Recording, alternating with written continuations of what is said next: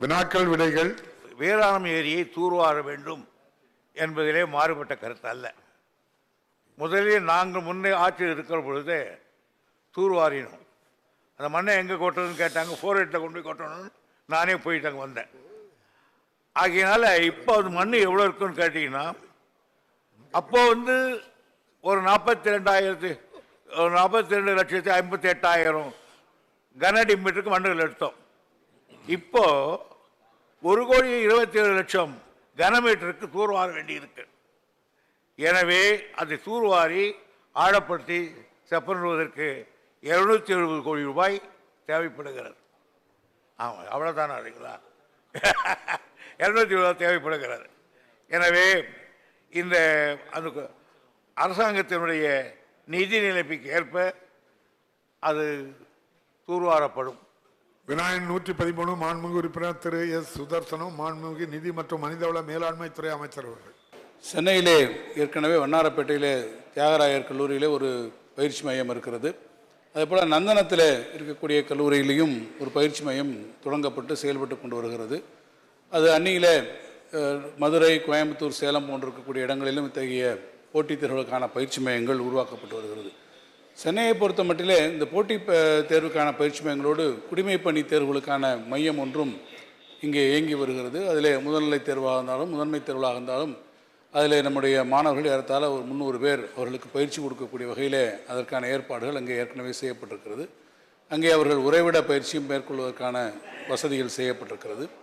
பொதுவாக இத்தகைய போட்டி தேர்வுகளில் ஈடுபடக்கூடியவர்கள் நிறைய மாணவர்கள் வருவதை அரசு கருத்தில் கொண்டிருக்கிறது. எனவே தான் பல நூலகங்களிலும் கூட இப்போது இந்த போட்டித் தேர்வுகளுக்கு தயார் செய்யக்கூடிய மாணவர்களுக்கான வசதிகள் செய்வான ஏற்பாடு செய்யப்பட்டிருக்கிறது. சென்னையில் இருக்கக்கூடிய அண்ணா நூற்றாண்டு நூலகத்திலே பெரும்பான்மையான மாணவர்கள் அதனுடைய வசதிகளை பயன்படுத்தி கொண்டிருக்கிறார்கள். குறிப்பாக நம்முடைய மாண்புமிகு முதலமைச்சர் அவர்களுடைய கனவு திட்டமான நான் முதல்வன் திட்டத்தினுடைய அடிப்படையிலும் நிறைய பேருக்கு அதற்கான பயிற்சிகள் வழங்கப்பட்டு கொண்டிருக்கிறது. எனவே இதனுடைய அடிப்படையில் நம்முடைய இளைஞர்களுக்கு உரிய வேலைவாய்ப்புகளை தருவதற்கு நம்முடைய மாண்புமிகு முதலமைச்சர் அவர்கள் அறிவித்திருக்கக்கூடிய திட்டங்களுக்கு உறுதுணையாக இத்தகைய போட்டித் தேர்வுகளுக்கான பயிற்சி மையங்களை அமைப்பதில் அரசு ஆர்வம் காட்டியிருக்கிறது. எதிர்காலத்திலே இத்தகைய தேவைகள் கூடுதலாக உருவாக வேண்டிய சூழல்கள் உருவாகும் என்றால் அப்போது மாண்புமிகு உறுப்பினருடைய கோரிக்கையை அரசு நிச்சயமாக கனிவோடு கவனிக்கும். மாண்புமிகு உறுப்பினர் செல்வ பெருந்தகை. இந்த அறம் சார்ந்த அறநிலையத்துறை நடத்தும் மாண்புமிகு அமைச்சர் அவர்கள் இந்துக்களுக்கும் சிறுபான்மை மக்களுக்கும் என்ன உறவு இருக்கிறது என்பதை பற்றி எல்லா ஆலயங்களிலும் கல்வெட்டுகளும் பதாகைகளும் இருக்கின்றன. 1000 ஆண்டுகளுக்கு முன்பு துலுக்க நாச்சியாருடைய கோவிலை ஸ்ரீரங்கம் ரங்கநாதர் ஆலயத்தில் இருந்து அவரை வழிபட்டுத்தான் ரங்கநாதரை வழிபட முடியும். அதே போன்று திருவண்ணாமலை கல்வெட்டு, அதே போன்று தஞ்சை மாவட்டத்தில் இருக்கின்ற திருநாகேஸ்வரம் ஆலயத்தில் கண்டெடுக்கப்பட்ட கல்வெட்டில் இஸ்லாமியர்களுக்கும் சிறுபான்மை மக்களுக்கும் முதலிடம் தர வேண்டும், வருவாயை பாதி தர வேண்டும் என்று கல்வெட்டுகள் இருக்கின்றன. ஆனால் மதராஸ் பிரசிடென்சி இருக்கும் பொழுது, சென்னை மாகாணம் இருக்கும்போது, மொழிவாரி மாநிலம் பிரிப்பதற்கு முன்பு எரிமேலி என்பது தமிழ்நாட்டிற்கு சொந்தமானது. அங்கு ஐயப்பனை பார்க்க வேண்டும் என்றால் வாவரை தொழுது விட்டு தான் ஐயப்பனை பார்க்க வேண்டும். இப்படி சிறுபான்மை மக்களும் இந்துக்களும் எவ்வளவு கலந்து பிணைந்து ஒற்றுமையாக இணைந்திருக்கிறார்கள் என்று கல்வெட்டுகள் கூறுகின்றன, வரலாறு கூறுகின்றன. உங்கள் துறை சார்பாக இந்து மக்களுக்கும் இஸ்லாமிய மக்களுக்கும் என்ன உறவு என்பதை நீங்கள் புத்தகம் மூலமாகவோ விளம்பரங்கள் மூலமாகவோ விழிப்புணர்வு மூலம் ஏற்படுத்த முடியுமா? இது காலத்தின் கட்டாயம். ஏனென்றால் சிறுபான்மை மக்களை ஒதுக்குகின்ற ஒரு கூட்டம் இங்கே சுத்தி கொண்டு இருக்கிறது. இந்துக்களும் சிறுபான்மை மக்களும் எவ்வளவு ஒற்றுமையாக இருந்திருக்கிறார்கள், இந்து கடவுளும் இஸ்லாமியர்களும் எப்படி இணக்கமாக இருந்திருக்கிறார்கள் என்பதை உங்கள் துறை சார்பாக தமிழ்நாட்டு மக்களுக்கும் இந்திய மக்களுக்கும் தெரியப்படுத்த முடியுமா என்று தாங்கள் வாயிலாக கேட்டமைகிறேன். தமிழகத்திலே இருக்கின்ற விழுப்புரத்திலே திருக்கோயிலின் பெயரை கேட்டாலே தெரியும், படே சாஹிபு திருக்கோயில் என்று இருக்கின்றது. அங்கு அனைத்து முதல் மரியாதையும் இந்துக்களுக்குத்தான். இந்துக்களும் இஸ்லாமியர்களும் சேர்ந்து தொழுகின்ற இடமாக அந்த இடம் இருக்கின்றது. அதேபோல் புதுக்கோட்டையில் பார்த்தால் காவல் தெய்வமாகவே ராவுத்தர் இருக்கின்றார். ராவுத்தரை தொழுதுவிட்டுத்தான் அடுத்து இந்து கோயில்களை இந்து சாமிகளை தொழ வேண்டும். அதே போல் எடுத்துக்கொண்டால் இன்றைக்கும் புதுக்கோட்டையில் மிக பிரசித்தி பெற்ற தேர்வடம் என்பது முதலில் அதை தொட்டு வணங்கி ஆரம்பித்து வைப்பது யார் என்று கேட்டால் இஸ்லாமிய நண்பர்கள் தான். அதன் பிறகுதான் தேர்வடமே புறப்படும். அதே போல் நம்முடைய ஈரோட்டில் பார்த்தால் நடுவிலே ராவுத்தர் இருப்பார், இரண்டு புறம் முருகரும் விநாயகரும் இருப்பார். இப்படி எம்மதமும் சம்மதமே என்று சொல்லுகின்ற நம்முடைய முதல்வர் ஆட்சியில் இந்த நல்லுறவு பேணி காக்கப்படும். இது குறித்த விழிப்புணர்வை அனைத்து மதத்திற்கும் கொண்டு சேர்ப்பதற்கு நம்முடைய உறுப்பினர் செல்வ பெருந்தகை சொல்லியது போல் அனைத்து வரலாற்றையும் எடுத்து புத்தகமாக தொகுத்து வெளியிடுவதற்கு மாண்புமிகு முதலமைச்சர் அவருடைய அனுமதியை பெற்று இந்த பணிகள் மேற்கொள்ளப்படும் என்பதை தெரிவித்துக் கொள்கிறேன். அரசினர் தனி தீர்மானம். மாண்புமிகு முதலமைச்சர் அவர்கள். அண்மையில் நடைபெற்ற நீட் தேர்வின் போது அரங்கேறியுள்ள சம்பவங்கள் போட்டித் தேர்வுகளின் மீது நமது மாணவர்கள் வைத்துள்ள நம்பிக்கையே நிலைகுலைய செய்துள்ளன. இதுவரை இருந்திராத அதிக எண்ணிக்கையில் மாணவர்கள் முழு மதிப்பெண் பெற்றது. தேர்வுகள் காலதாமதமாக தொடங்கியதாக காரணம் காட்டி விதிகளில் இல்லாத முறையில் கருணை மதிப்பெண்கள் வழங்கப்பட்டது.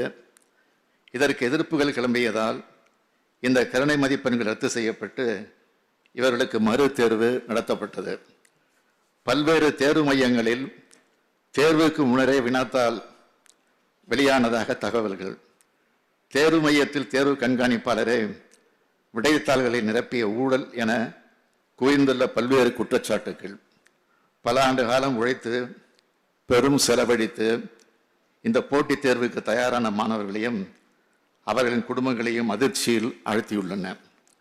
இந்த குற்றச்சாட்டுகளை முற்றிலுமாக மறுத்து தவறே நடைபெறவில்லை என்று கூறிய ஒன்றிய அரசு பின்பு மாண்புமை உச்சநீதிமன்றத்தில் குட்டு வாங்கிய பின்னரே இந்த தேர்வை நடத்தும் NTA அமைப்பின் தலைவரே மாற்றியுள்ளது. தேர்வு முறைகேடுகள் குறித்து எழுப்பப்பட்டுள்ள குற்றச்சாட்டுகள் குறித்து CBI விசாரணைக்கு ஆணையிட்டுள்ளது. முதுநிலை மருத்துவ படிப்புகளுக்கான நுழைவுத் தேர்வும் ரத்து செய்யப்பட்டுள்ளது. பல ஆண்டு காலமாக நீட் தேர்வுக்கு எதிராக தமிழ்நாடும் தமிழ்நாட்டு மக்களும் தனியே போர் தொடுத்து வந்த நிலையில் நீட் தேர்வின் உண்மையான பலநிலை உணர்ந்து பல்வேறு மாநிலங்களிலும் இதற்கு எதிரான எதிர்ப்பு கிளம்பி வருகிறது. தமிழ்நாட்டின் குரல் இன்று இந்தியாவின் குரலாக நாடு முழுவதும் எதிரொலிப்பதை அண்மை நிகழ்வுகள் காட்டுகின்றன. மருத்துவ படிப்புகளுக்கான மாணவர் சேர்க்கையை மாநில அரசுகளே முடிவெடுத்த பழைய நிலையை மீண்டும் கொண்டு வர வேண்டும் என மாண்புமிகு மேற்கு வங்க முதலமைச்சர் மமதா பானர்ஜி அவர்கள் பிரதமருக்கு கடிதம் எழுதியுள்ளார். மக்களவை எதிர்க்கட்சித் தலைவர் திரு ராகுல் காந்தி அவர்கள், உத்தரப்பிரதேச மாநில முன்னாள் முதலமைச்சர் திரு அகிலேஷ் யாதவ், பீகார் மாநில எதிர்க்கட்சித் தலைவர் திரு தேஜஸ்வி யாதவ் என பலரும் நீட் தேர்வை ரத்து செய்ய கோரி கடிதம் எழுதியிருக்கிறார்கள். இந்த சூழலில் நீட் தேர்விலிருந்து தமிழ்நாட்டிற்கு விலக்கு பெற நாம் எடுத்த முயற்சிகளை வெற்றியடை செய்யவும் தேசிய அளவில் நீட் தேர்வை அறவே அகற்றிடவும் தேவையான முன்னெடுப்பாகவே இந்த மாமன்றம் பின்வரும் தீர்மானத்தை நிறைவேற்றிட வேண்டும் என்று கேட்டுக்கொள்கிறேன்.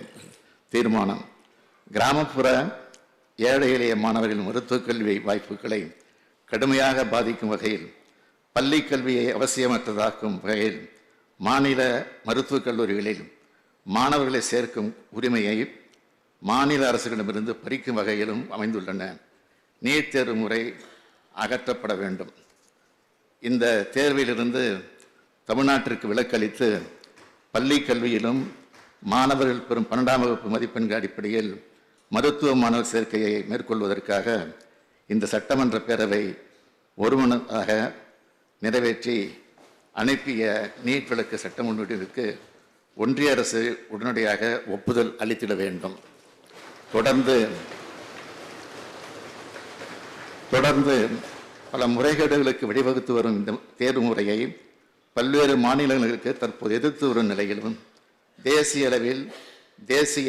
அளவில் நீட் தேர்வு முறை கைவிடப்படும் வகையில் தேசிய மருத்துவ ஆணைய சட்டத்தில் தேவைப்படும் திருத்தங்களை ஒன்றிய அரசு மேற்கொள்ள வேண்டும் என தமிழ்நாடு சட்டமன்ற பேரவை ஒருமனதாக வலியுறுத்துகிறது.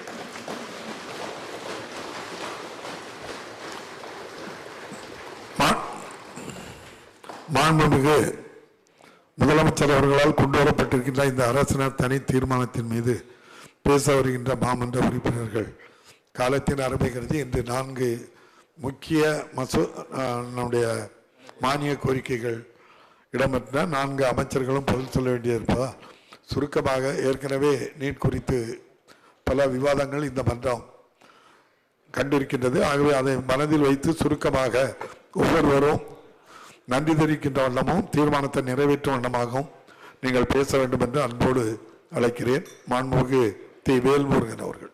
நீட்டோ நெட்டோ அனைத்து தேர்வுகளும் ஒன்றிய அரசு கொண்டு வர தேர்வுகள் ரத்து செய்யப்பட வேண்டும். அரசு பள்ளியிலே படித்து உதவி பெறும் பள்ளியிலே படித்து 10ஆம் வகுப்பு 12ஆம் வகுப்பு ஏனைய யூஜி தேர்வுகளிலே பாஸ் பண்ற மதிப்பு அடிப்படையிலே மேல் படிப்பு கிடைப்பதற்கான நடவடிக்கை எடுப்பதற்கு உறுதியான நடவடிக்கை மாண்புமிகு தமிழக முதலமைச்சர் அவர்கள் எடுக்க வேண்டும் என்று கேட்டு இந்த அரசினர் தீர்மானத்தை தமிழக வாழ்வுரிமை கட்சியின் சார்பாக ஒரு பிள்ளையின் தகப்பனாக இன்றைக்கு மன உளைச்சலுக்கு ஆளாகி தேர்வு எழுத முடியாமல் திரும்பி வந்திருக்கிற ஒரு தகப்பனாகவும் என் வருத்தத்தை பதிவு செய்கிறேன். இந்த அரசியல் தீர்மானத்தை வரவேற்று அமர்கிறேன். மாண்புமிகு உறுப்பினர் ஈஆர் ஈஸ்வரன். ஒவ்வொரு ஆண்டும் கலந்து செல்ல வேறு மாநிலத்து மாணவர்கள் தமிழ்நாட்டு கல்லூரிகளிலே நிறைய சேருகிறார்கள். ஆரம்பத்தில் ஃபர்ஸ்ட் லிஸ்ட் போடுவாங்க, செகண்ட் லிஸ்ட் போடுவாங்க, தேர்ட் லிஸ்ட் போடுவாங்க. அப்புறமா பாத்தீங்கன்னா யாருக்கெல்லாம் அந்த 25 லட்சம் ரூபாய் 30 லட்சம் ரூபாய் ஃபீஸ் கட்டுறதுக்கு திறமை இருக்கோ அவங்க சேருவாங்க. அப்ப வேறு மாநிலங்களுடைய மாணவர்கள் தமிழ்நாட்டு கல்லூரிகளிலே சேருகிறார்கள். இதான் நடக்கிற யதார்த்தம். ஆனால் நீட் தேர்வு என்பது கண்டிப்பாக நம்முடைய மாணவர்களுடைய எதிர்காலத்தை அளிக்கின்ற ஒரு தேர்வு. எந்த நிலைக்கு வேண்டுமானாலும் சென்று இதை ஒழிக்க வேண்டும். அவர் மாண்புமிகு முதலமைச்சர் அவர்கள் கொண்டு வந்திருக்கிற இந்த தீர்மானத்தை கொங்குநாடு மக்கள் தேசிய கட்சியின் சார்பாக முழு மனதோடு வரவேற்கின்றேன். மாண்புமிகு உறுப்பினர் ஜவஹர்லால். இந்த நுழைவுத் தேர்வுகளை நடத்த